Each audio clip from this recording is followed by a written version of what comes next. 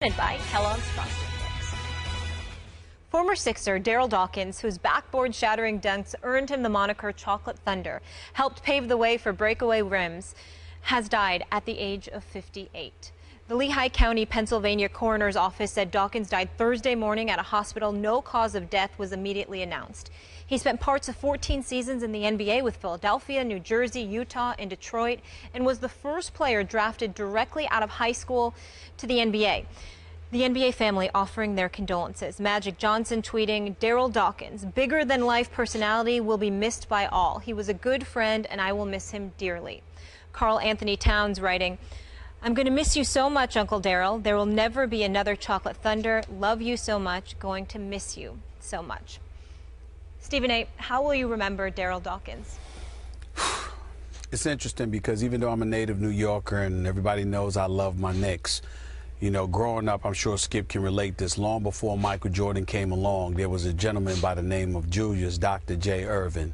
I remember when Brent Musburger used to call the games, used to call some of the games on CBS and what have you, and we used to look at the Sixers games, and it used to drive me nuts because I was always rooting for the Philadelphia 76ers, and I absolutely positively loved Darryl Dawkins. He was a ferocious dunker, as everybody knows, incredibly athletic, very ferocious. We all know this. But he had one Achilles heel that used to drive me crazy. And I always joked with him in the aftermath of his professional career, because when we saw each other, he was always very, very kind, very loving, as he was to everybody. Everybody knows that if there's a better human being that was associated with the NBA, show me, because I don't know him. He was kind to everybody. He was funny. He was hilarious and what have you. But I used to get on him all the time because I remember so many times, Skip, when I used to watch this guy, and I just used to pray this guy didn't get in foul trouble, because that was his Achilles heel. I think it was like 3 or 4 times that he led the league in fouls. I think 83, 84. I think he had like an NBA record, was it 386 fouls. The year before that, it was the year the Sixers won the title. He had 379 fouls. And I think it was like, what's the year? 1980. He had 328 fouls, and it was like, if he could just stay on the court, if he could just stay in the game, they can't beat the Sixers. They can beat Boston. They'll beat everybody. They can beat Milwaukee with Sidney Moncrief and the boy. They can beat Boston with Larry Bird. They can beat the Nets with Albert King and those boys. They can beat all of them. If this dude could just stay on the court, it used to drive me nuts. But he just used to laugh it off. He said, hey, hey, baby, you can't love the physicality and then get mad at the results. And I just used to look, man, I don't know what to say to you. But, like I said, anybody that ran across him, he was incredibly sweet, very, very nice man, very kind to any and all. There isn't anybody associated with the NBA family who knew him in any way that could possibly say a bad word about him. He was just one of the sweetest individuals you ever met.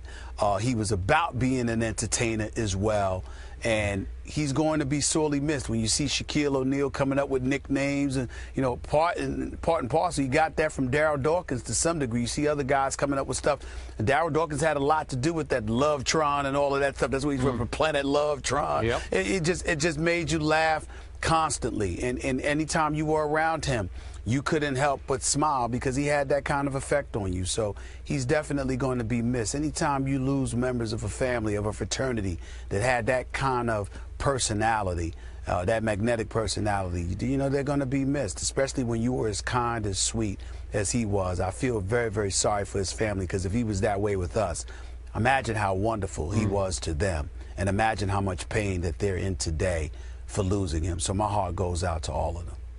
Ditto. I was around him a couple times here at ESPN. Loved every second of being around him because you could not love it. He was infectious with that huge personality. And as the family said in their statement last night, that huge, loving heart of his.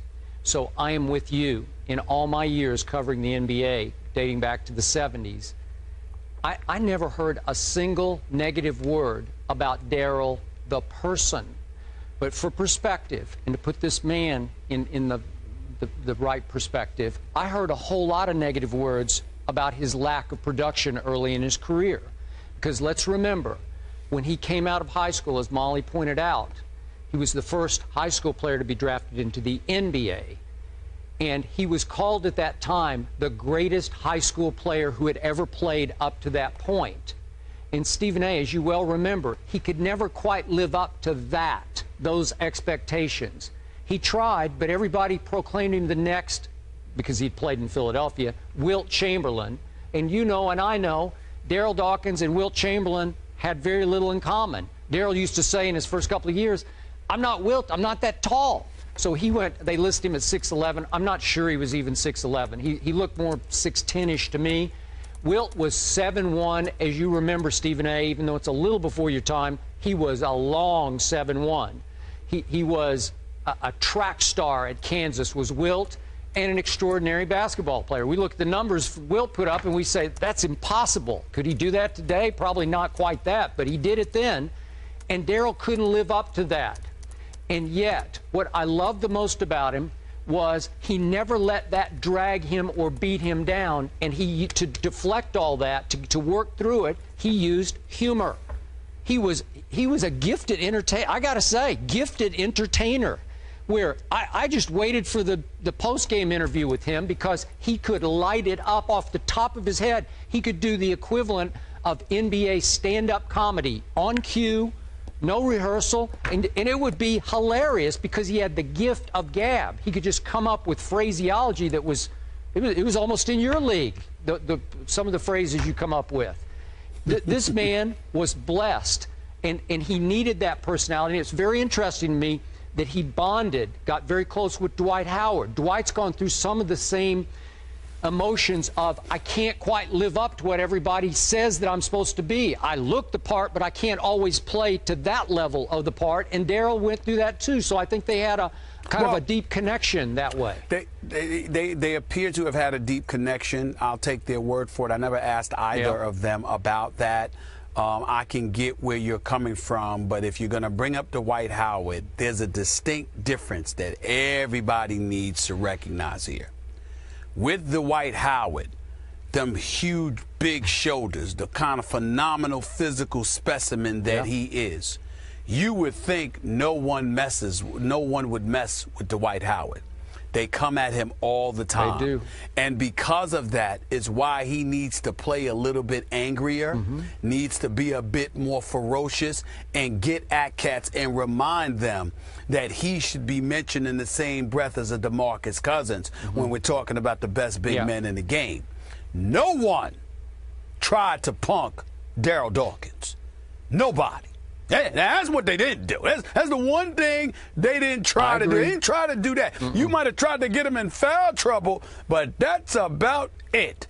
You didn't try to come at that brother in that way. No, not Darryl Dawkins. Okay, but okay, one other though similarity is that Darryl was also criticized occasionally, especially earlier in his career, for not taking basketball seriously enough. Is that not what we hear about Dwight?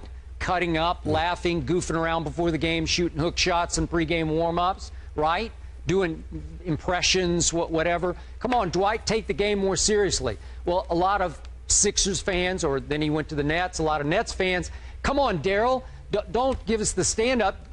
Play, perform better, perform at a higher level. And you'd see a burst from Darryl, and then he'd go 4 or 5 games, and he couldn't quite live up to that. Well, isn't that similar to what Dwight's gone through, not taking the game seriously enough? Well, again, I don't think it was one of those things where, Darryl Dawkins was. I don't recall him being accused of not taking, the game seriously enough. I just think that it was one of the. I mean, for me, the years, maybe early, the years that I watched him, that's what I look at. And by the way, even though folks didn't try to come at Darryl Dawkins, it was funny. He did get in a fight with the, with Mr. Enforcer himself, Maurice Lucas, in 1977. I didn't forget that. Please don't think I forgot. But that was Maurice Lucas. You know what I'm saying? Maurice Lucas fight anybody. He was Oakley before Charles Oakley came along. Okay, so outside of that, nobody messed with Darryl Dawkins. But they might have thought that Darryl Dawkins played around a little bit too much or what have you. They might have thought that. But when he was on the court, you knew he was trying to come at you. A lot of guys question how ferociously Dwight is trying to come at you.